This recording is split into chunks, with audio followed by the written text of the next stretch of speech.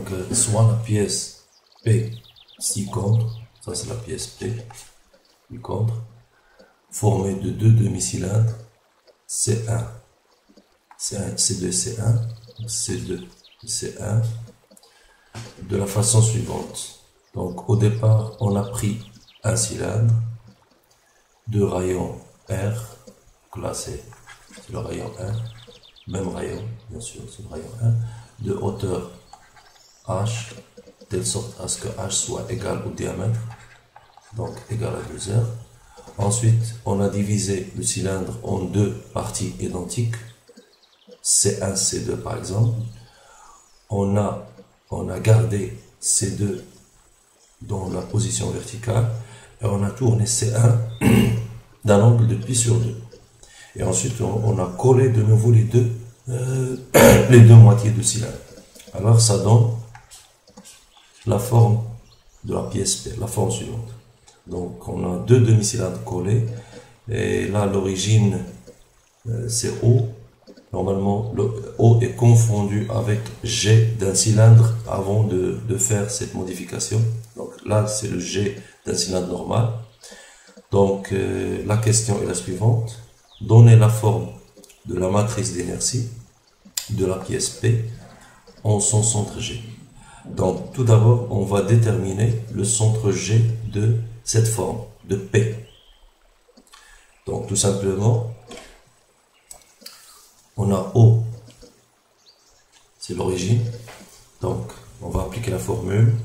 Donc, la masse de la pièce P, c'est MP. Donc, MP OG est égal à MP sur 2 OG1 plus MP sur 2 OG2. C'est-à-dire la moitié de la masse du cylindre fois OG1. G1, c'est le centre d'inertie de l'élément C1, la moitié de cylindre. Et OG2, c'est le centre d'inertie de l'élément C2, MP sur 2. Donc, on peut simplifier la masse et on obtient OG est égal à OG1 sur 2 plus OG2 sur 2 est égal à 1 demi. Alors, on va d'abord remplacer OG1 par ses composantes suivant X, Y, Z. Alors, pour C1, on constate que G appartient à cet axe. Donc là, ce sera G1. Ça veut dire que la composante suivant Z et la composante suivant X sont nulles. Et bien sûr, la composante suivant Y, on l'a déjà calculé dans un autre exercice, vous pouvez le chercher. Donc, on avait dit que pour un demi disque, c'est 4R sur 3pi. Alors, plus, de même pour le deuxième, ce sera 1 demi. Alors, de la même façon, pour le deuxième, G appartient à l'axe des Y, mais dans le sens bien sûr, opposé. Donc, ça sera 0 suivant X, 0 suivant Z, et moins 4R sur 3pi. Alors, si vous faites la somme, bien sûr, ça sera 0. Alors, cela montre tout simplement que l'origine O est confondue avec le centre d'inertie de la pièce P. Donc, c'est le même que le centre d'inertie d'un cylindre avant de faire cette modification. On peut dire aussi que, puisque les plans, alors on a d'autres plans, les plans O, Y, Z et O, Y, OXY, OX sont des plans de symétrie.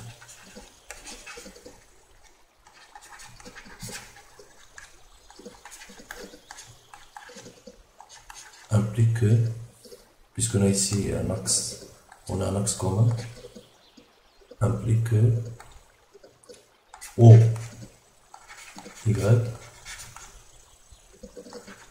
est un axe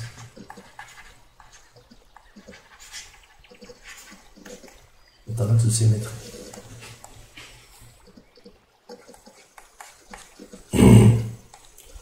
implique que G appartient à cet axe. G appartient à OY.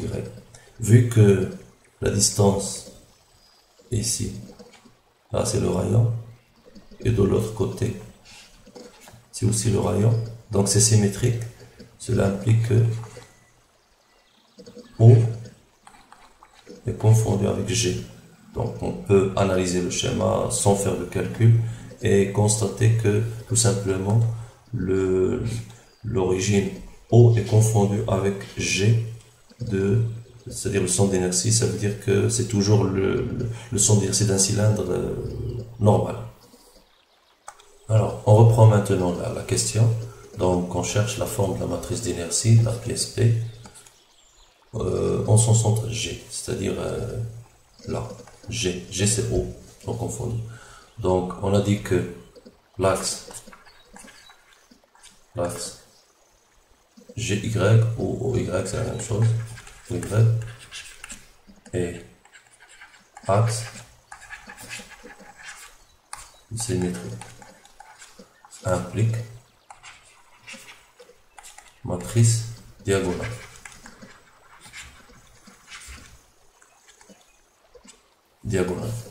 Ça c'est O, c'est en même temps G.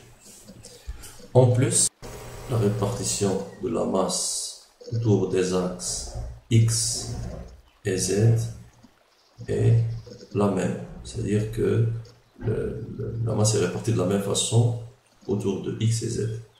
En effet, on a dit que le plan YZ et le plan YX sont des plans de symétrie. C'est-à-dire que les symétries matérielles sont identiques suivant X et suivant Y. Bien sûr, suivant le plan YZ et suivant le plan YX. Cela implique que le moment d'inertie suivant Z, noté C, et le moment d'inertie suivant X, noté A, seront égaux. Donc, je vais écrire en plus, les symétries matérielles sont identiques suivant les plans OYZ,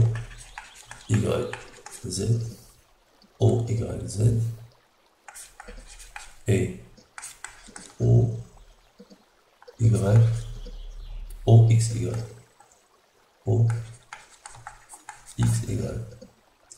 Implique que le moment d'inertie suivant X est égal au moment d'inertie suivant Z, ou bien I O X. On a dit que O est confondu avec G, est égal I O Z. Cela implique que la matrice d'inertie I G ou O, c'est la même chose, P est égal à 0, 0, 0, B, 0, 0, 0, A dans la base X, Y et Z. Deuxième question. Calculer les différents coefficients de cette matrice en fonction de sa masse MP et de rayon R. Donc, on donne ici la matrice d'inertie d'un demi-cylindre. Donc ça, c'est l'origine O. Alors pour nous, c'est aussi G, c'est la même chose. Donc ça sera GO, c'est la même chose, G. On donne la matrice, donc c'est M, c'est la même que celle d'un cylindre, mais attention ici, c'est la matrice d'un cylindre d'axe de révolution Z. Alors on va appliquer cette formule pour les deux demi-cylindres, au même point bien sûr, puisque le point G est un point commun entre les deux demi-cylindres, ils sont collés. Donc ça c'est la surface de contact, bien c'est une surface commune entre les deux demi-cylindres. Donc le O ou bien le point G est le même pour les deux cylindres. Donc on va appliquer la formule pour les deux, mais bien sûr il faut faire attention à l'axe. Alors pour le cylindre C1, on va d'abord commencer par C1. I, G, C1. Bien, je vais commencer par C2, puisque C2, son axe CZ, c'est le même que celui du cylindre donné. Donc je vais commencer par C2. C'est plus simple. C2. Donc ça sera exactement la même forme. Donc je vais factoriser par la masse. La masse, bien sûr, ça sera MP sur 2, facteur 2. Alors suivant X, ce sera R carré sur 4 plus H carré sur 12. Et sans oublier bien sûr que H est égal à 2R. Bon, je peux la remplacer après. Suivant Y, mon modèle suivant Y, c'est la même chose. Plus H carré sur 12. Et suivant Z, ce sera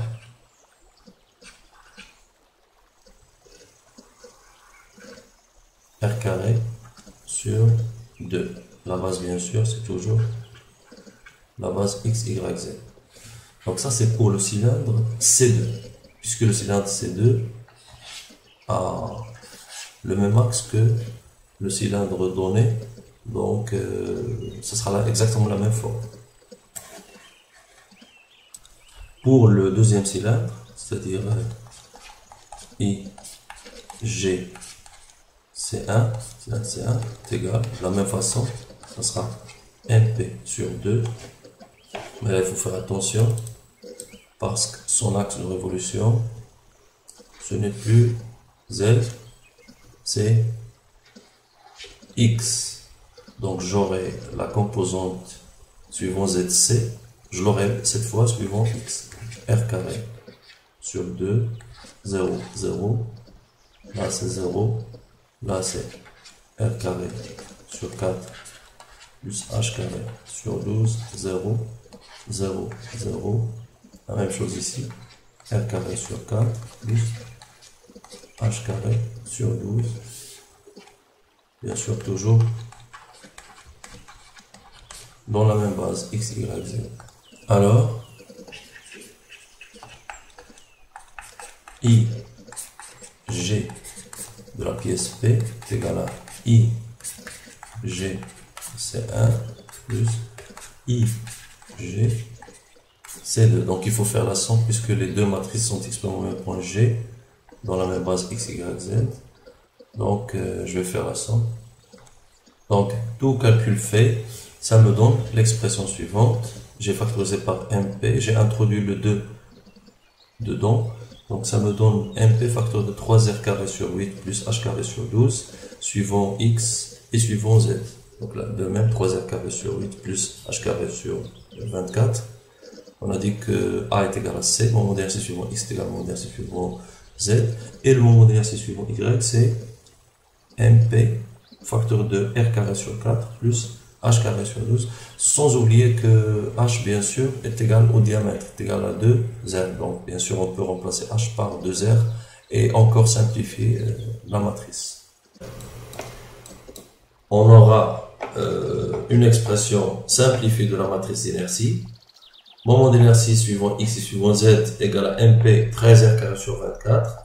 Et moment d'inertie suivant Y, 7R carré sur 12 fois MP.